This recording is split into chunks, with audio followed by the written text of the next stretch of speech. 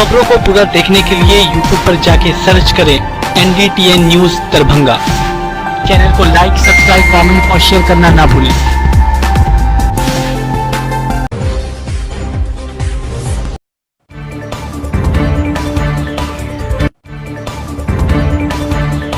DM और SSP ने की ऑनलाइन मीटिंग। कोविड-19 को लेकर फिर चलेगा मास्क अभियान।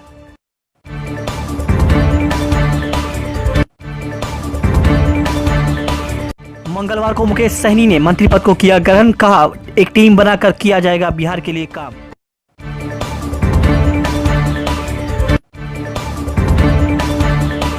आधारपुर में हुई अमानवीय घटना को लेकर एमएसयू का आमरण अनशन शुरू।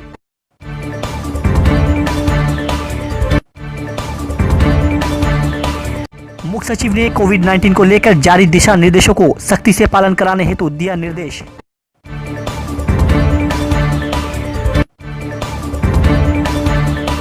धान अधिप्राप्ति को लेकर डीएम ने की बैठक।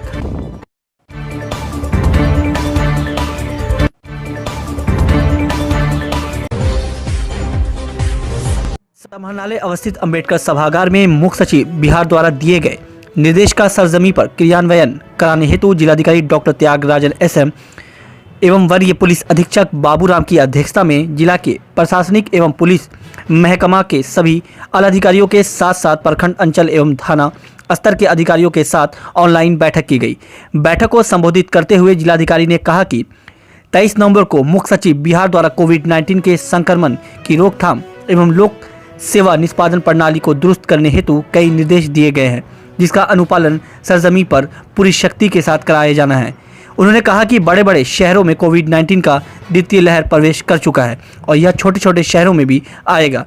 पूर्व के अनुभव के अनुसार कोविड-19 का प्रथम लहर पहले बड़े शहरों में ही आया था, इसके बाद धीरे धीरे छोटे शहरों में भी आ गया। उन्होंने कहा कि धीरे धीरे लोग अब मास्क पहनना और सामाजिक दूरी का पालन करना भूल गए हैं। इसे पुनः कामयाब करने की आवश्यकता है। मास्क चेकिंग अभियान चलाने के लिए पुनः प्रखंडवार टीम की गठन किया गया है।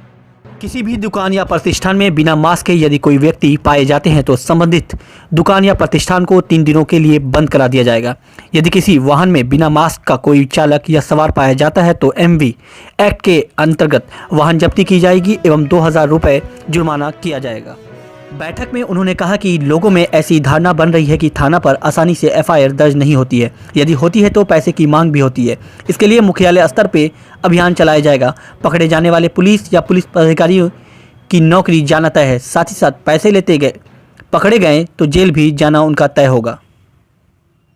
अगर टीम आकर के जांच करेगी तो क्यों नहीं हो रहा है? मतलब ऐसा हो गया लेकिन म्यूटेशन का पत्र निकाले गए नहीं, जो कुछ बोल। इसको मैं एडीएम साहब से अनुरोध करूंगा कि जो भी ऐसा है उसको तुरंत जो है इसी सप्ताह में प्रपत्र का गठित करवा के भेज दें और हम लोग बात करके उनको कार्रवाई सूचित कराएं।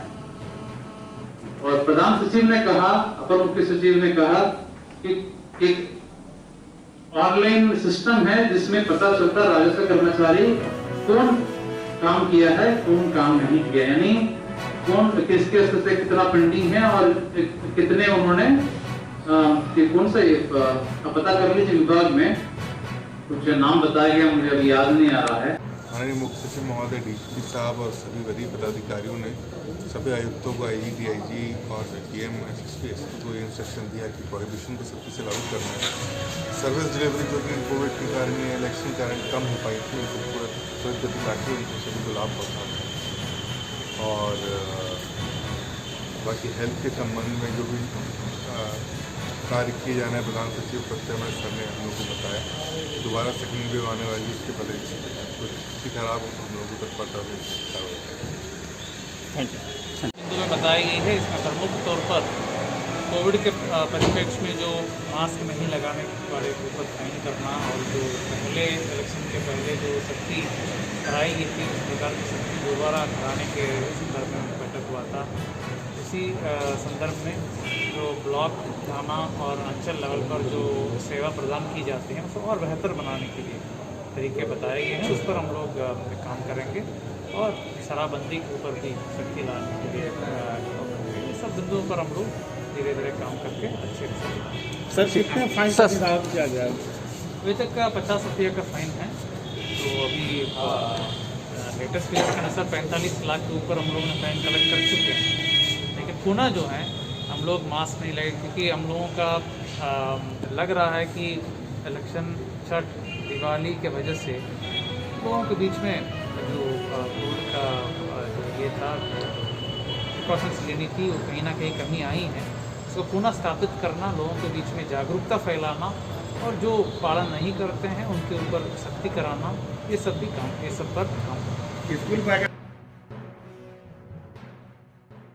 मंगलवार को मुकेश सैनी मत्स्य एवं पशुपालन विभाग मंत्री के पद को ग्रहण करते हुए कहा कि मुंबई छोड़कर बिहार आने की वजह बिहार के लोगों के लिए कुछ करना है। उन्होंने यह भी बताया कि शहर में रहकर आए हैं और मुंबई जैसे शहर में रहने के बाद बहुत कुछ वहां सीखा है, उसी तरीके से बिहार के लिए काम भी करेंगे ताकि बिहार आगे बढ़ सके। काम करने के दौरान लोगों के भरोसे को लेकर और एक टीम बनाकर ही काम किया जाएगा ताकि सारे काम ठीक ढंग से हो सके। अब देखने वाली बात यह भी होगी कि मंत्री बनने के बाद मुकेश सैनी मीडिया से रूबरू होते हुए जो कुछ अभी कह रहे हैं वह आगे कितना पूरा करते हैं। आइए आपको सुनाते हैं कि और क्या कुछ जानकारी मंत्री मुकेश सैनी ने दी।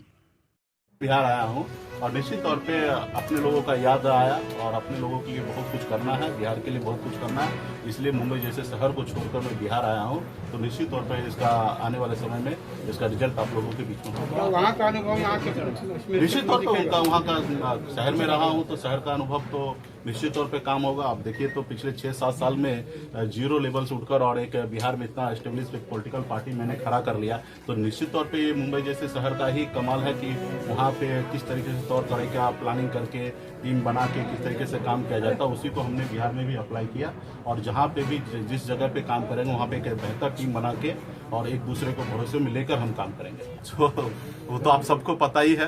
तो विभाग में सिस्टम पे काम करेंगे तो निश्चित तौर पे आगे बढ़ेंगे और सिस्टम से बाहर जाके काम करेंगे तो निश्चित तौर पे जहां आज कुछ लोग पहुंचे हैं उस जगह पे लोग पहुंच जाएंगे। लोगों ने कहा ना कि मछुआरों के लिए मतलब और जो भी विक्रेता है वो निश्चित तौर पर उसके लिए एक बेहतर व्यवस्था हो ताकि मार्केट हो और वहाँ से लोग अपना ये करें। तो उसके लिए भी विभाग में आए, बहुत सारी चीज़ें जानकारी प्राप्त करके और वो सारी चीज़ें आप लोगों को शेयर करेंगे। और अभी तो आज मैं आया हूँ लेकिन ये सब पे हम लोग का नज़र रहेगा। और बिहार सरकार माननीय मुख्यमंत्री जी के नेतृत्व से 15 साल में आप देख सकते कि कितने बड़े गड्ढे में था, वहाँ से निकाल के माननीय मुख्यमंत्री जी यहाँ तक लाए हैं। निश्चित तौर पर आज जिस जगह पे इससे बेहतर जगह पे हम लोग सब मिलकर पहुँचाएँगे और जहाँ दिक्कत होगा उस पर हम लोग काम करेंगे।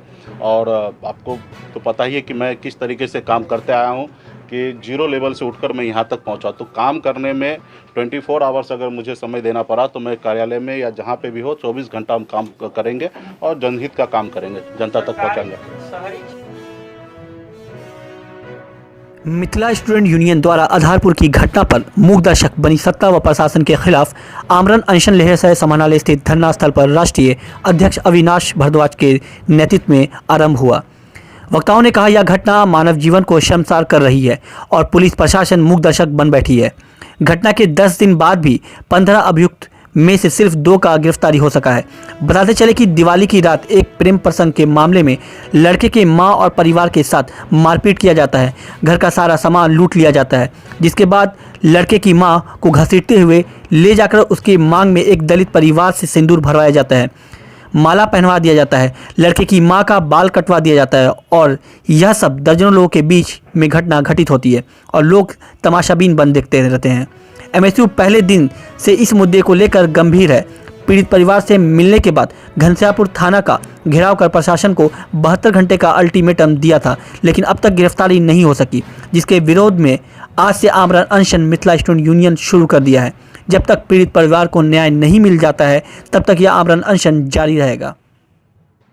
हमारी मांगे पूरी करो, पूरी करो, पूरी करो, हमारी मांगे पूरी करो, पूरी करो, पूरी करो। देखिए, विगत 10 दिन पूर्व जो ये जघन्य घटना हुई है आधारपुर में और इस घटना में जो पीड़िता का अभी तक न्याय नहीं मिला है, उस पीड़िता का सम्मान अभी तक नहीं मिला है और जो ये मुख्य आरोपी है, जो 13 मुख्य आरोपी है, उसकी अभी तक गिरफ्तारी नहीं हुई है। इसी तमाम गिरफ्तारी के लिए और ये पीड़िता के सम्मान के लिए, पीड़िता का पुनः जीवन के लिए जो इनका एक मांग है हम लोगों की कम से कम 20 लाख रुपया उसको दिया जाए, ये तमाम जो गिरफ्तारी है इनका किया जाए। इसी तमाम मुद्दाओं को लेकर हम लोग आज आमरण अनशन पर बैठे हैं और जब तक इन मुद्दाओं पर मांग नहीं लिया जाता तब तक हम लोग आमरण अनशन पर बैठे रहेंगे। क्या नाम है? Amit Kumar Thakur, Mithila students union. जी देखिए, मानवता को शर्मसार करने वाली घटना घटी है जिसका यहाँ वर्णन नहीं किया जा सकता।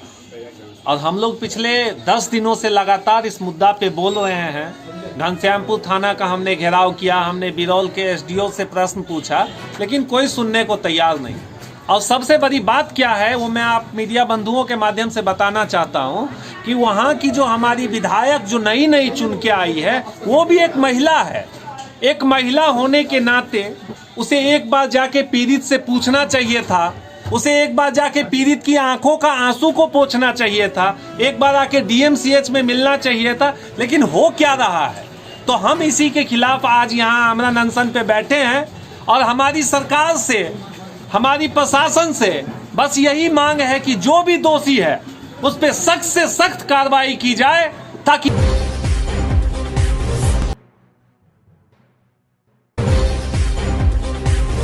छठ पूजा की समाप्ति के बाद कोरोना महामारी की दूसरी लहर की आशंका को लेकर संपूर्ण बिहार में अगले 10 दिनों तक स्वास्थ्य विभाग को हाई अलर्ट किया गया है और कोरोना जांच की संख्या बढ़ाने का निर्णय लिया गया है।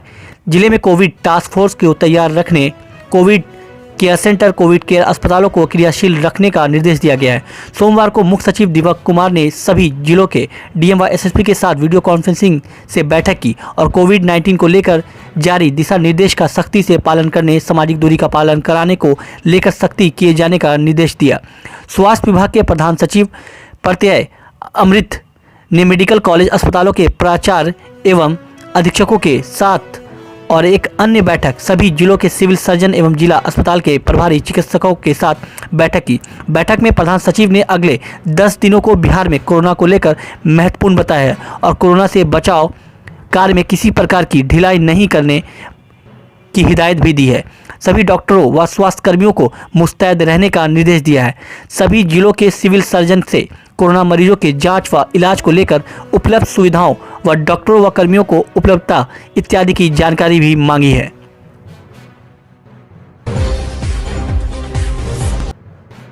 जिलाधिकारी डॉक्टर त्यागराजन एसएम की अध्यक्षता में उनके कार्यालय प्रकोष्ठ में धान अधिप्राप्ति को लेकर बैठक की गई। बैठक में जिला सहकारिता पदाधिकारी मोहम्मद अमजद हयात बर्क ने बताया कि धान अधिप्राप्ति के लिए 167 पैक्स एवं 4 व्यापार मंडल का चयन किया गया है, जिनके द्वारा धान अधिप्राप्ति की जाएगी। जिलाधिकारी ने राइस मिलों के पंजीकरण 10 दिसंबर तक करवाने एवं संबंधित डीएसएलआर से उसका भौतिक सत्यापन करा लेने का निर्देश दिया। बैठक में बताया गया कि 4 सरकारी सीएमआर गोदाम है। सहायक एजीएम की नियुक्ति मुख्यालय स्तर पर की जा रही है। जिलाधिकारी ने कहा कि गुणवत्ता नियंत्रण जिला कृषि पदाधिकारियों के स्तर से किया जाएगा। उन्होंने किसानों के पंजीकरण में तेजी लाने के निर्देश दिए और उनके लिए कॉमन सर्विस सेंटर की मदद लेने और अपने कार्यालय के ऑपरेटर को सक्रिय करने को कहा है। उन्होंने कहा कि धान अधिप्राप्ति के लिए जिला स्तर पर नोडल पदाधिकारी अपर समाहर्ता रहेंगे तथा प्रत्येक प्रखंड के लिए प्रखंडों के वरीय प्रभारी पदाधिकारी नोडल पदाधिकारी रहेंगे। पैक्स व्यापार मंडल का भौतिक सत्यापन संबंधित अंचलाधिकारी द्वारा प्रत्येक सप्ताह किया जाएगा। सनातन धर्म में आंवला को लोग बहुत ही महत्व देते हैं, औषधि रूप में भी और धार्मिक रूप में भी। पूरे कार्तिक माह में आंवले के वृक्ष का लोग पूजा करते हैं। कार्तिक माह के शुक्ल पक्ष नवमी को लोग आंवला के वृक्ष के नीचे खाना बनाकर बड़े उत्साह से मिलजुल कर खाते हैं। इसी दिन से लोग प्रतिदिन आंवला, जिसे मिथिला में धात्री भी कहा जाता है, इसका सेवन करना शुरू कर देते हैं। इस पर्व को अक्षय नवमी भी कहा जाता है। मान्यता है कि धात्री के सेवन से लोग अक्षय रहते हैं।